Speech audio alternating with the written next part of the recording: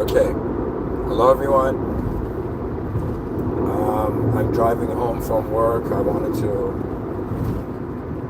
record something. Granted, I was listening to intense music before I pressed the record button, but to officially begin this episode, Bismillah ar-Rahman ar-Rahim, in the name of God, the most benevolent, the most merciful, Alhamdulillah Rabbil Alameen, all praise due to the Lord of the worlds. You know, guys, when I started out giving these talks, I would say that my inner experience of life was way more than my outer experience of life. As the years have gone by, I have been updated on really human nature and what's actually been going on in regards to, how do I say it, like human nature. Today, of course, inspired by work situations, I had a situation where I had to decide. I had to make an important decision, and I'm still making the decision. I mean, I gave myself time to make the decision correctly. But midway through thinking about that, like while I was driving home, I haven't made the decision yet, but for the work situation. But I was just thinking, at whose speed, like, does a person choose to live life, right? Like, whose speed is it? You know, that means when you work with others, there's other minds involved. Therefore, there's other speeds. There's other realities, and I look at myself and I think, like, if I wanted to give these lectures as a team, imagine there was a team, imagine I had a team or something from the beginning, right? And I had a team, and it would have been like the decision making slows down when there's other factors in it, right? So it's kind of like either go at your own inner realm speed, which is faster, and you have the clarity of your own inner imagery, right? Or go along with the speed of others, right? But the whole thing slows down, and the position of control also goes away. Not how do I say it? There's healthy control and unhealthy control. Healthy control is controlling something that must happen for the overall system. Do you see what I mean? So I'm not talking about a control to just feel like you're in control. I mean the control that is a necessity for the moment. For example, a person could dislike talking to people, but for work you got to, right? Especially, from my case, I'm introverted and I have a completely different sense of reality than those around me, So, anyways, I was just thinking that if I wanted to solve a problem on my own, very faster speed, if I want to solve a problem by going along with a group and team, it's much slower, right? And this got me thinking that in some sense, who am I waiting for? I thought that today. And of course, a part of me knows that the answer is, of course, God, divine decree, the system admin, to authorize movements in the system. But I was thinking about also for myself, right? It's as if, like, how do I say it? The ethics that is being suggested for the level of civilization we're in at now doesn't match it, yet has to be, and it's a strange paradigm. Is anybody even listening to this? Like, how many viewers are there? There's nobody. Oh.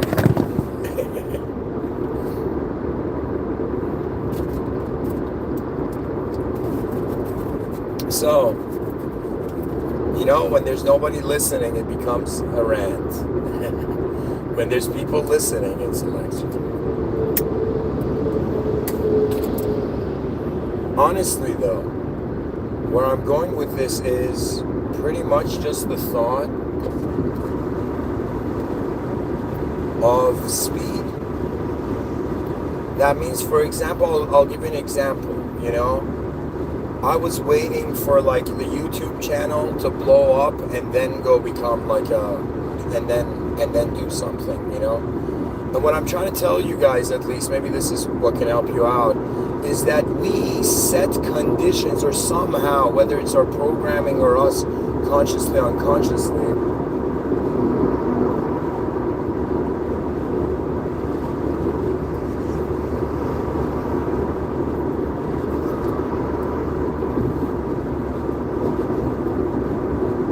it's programmed.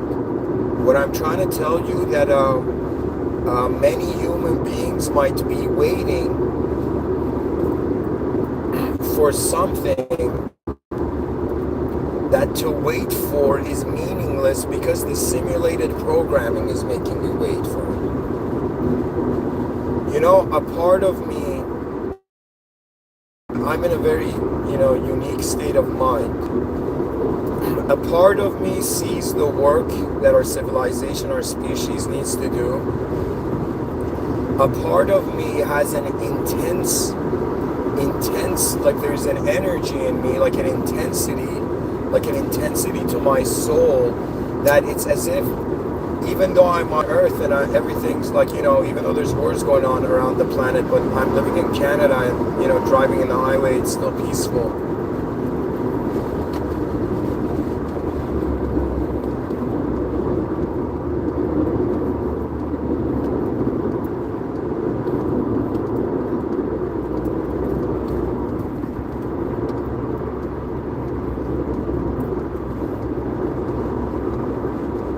And what I've realized is bizarre. It's like not knowing. Move to the right. I shouldn't say not knowing, but it's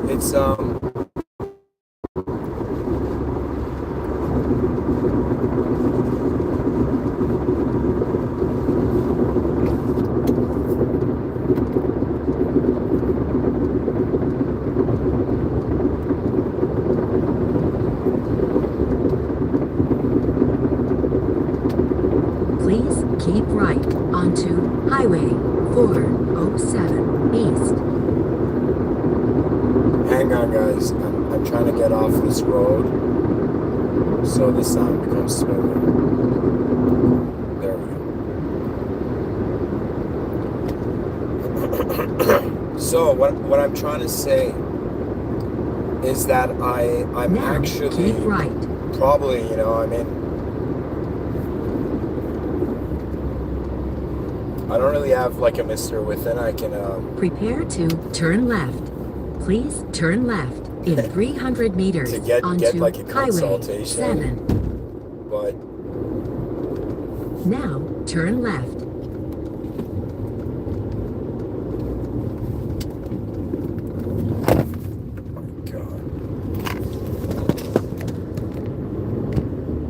okay. So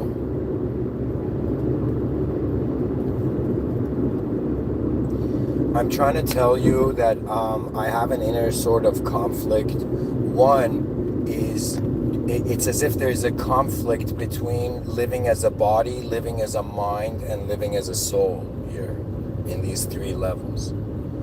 The conflict is, the way it translates to me, at least, the way I can say it, is equivalent to as if your body, okay, let's say it this way. When you reach level 3, you're being watched by a higher power. You're aware and conscious that the higher power is here.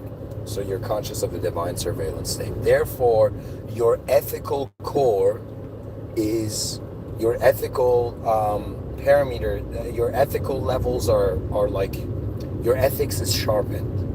Okay, because the situation is very different. You're not just a body on the earth. You're not just some animal on the world. You are a soul inside an administrative system, a divinely administrative system. Okay, that's the level of the soul. If you were like, what am I, like, how do I feel the soul? You know. But if we were to go to the level of the mind,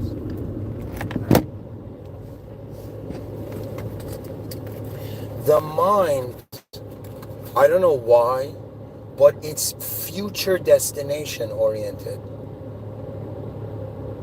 So our human minds are pretty much seeing the future. They've already simulated it and we live through it. You can choose to pause, but it's doing this so automatically every day that it's just there. So the mind is not satisfied with where it is because it is tasked with not being static, with moving, with movement.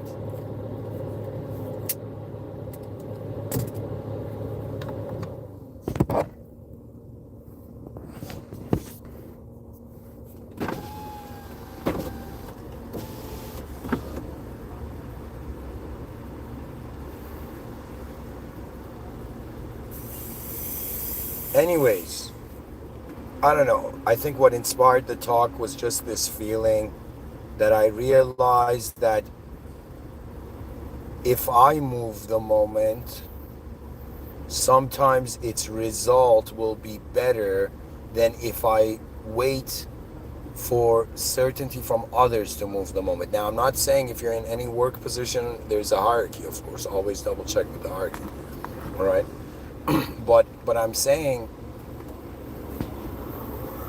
that it's like 3 lives we're living. And when we try to live all of them at once, there's a complexity. There's a conflict. You know, it's an equivalent conflict to a girl in a relationship flirting with you. You know? Your body is okay with it. Do you understand? You know, your body's okay. The mind may not be okay, may think ahead what's going to happen after this and this and this and this and after that, right? But the soul is not okay. Because the soul has an ability to consider, if I was in that situation, how would it be? Now, when I say I've realized human nature is way more messed up, way more deteriorated than I envisioned, it is the case that a majority of what we think is ethical goodness in this world is actually simulations where the younger generations believe in, but the older generations know that it's not like that. So, okay. And when it comes to decision making, that there is that conflict where you're not just a simple being seeing a simple situation, giving a simple response. Your physical component sees the physical situation. There's physical expectation. Mentally, you can see scenes ahead of like, all right, what's going to happen when I go there and there and there and then. Do you see? But when it comes to the soul is like a review of everything that happens. That means if your body is sensory limited to its specific location and your mind is limited based on what your body receives, your soul is not limited to everything that is in the awareness of your mind. Is not limited to it. It sees it. So it would be equivalent where it's as if the body is a program. A higher dimensional program came within this program and started moving this program. Then another higher dimensional program came within this second higher dimensional program, moving the first higher dimensional program. So what we see actually, this is a very bizarre argument. I don't know how I'm tapping into it now, but what it is that we are the result of the invasion of dimensions upon one. This could be a theorization, of course, because I am Muslim, God knows best, and all of this is probability talk.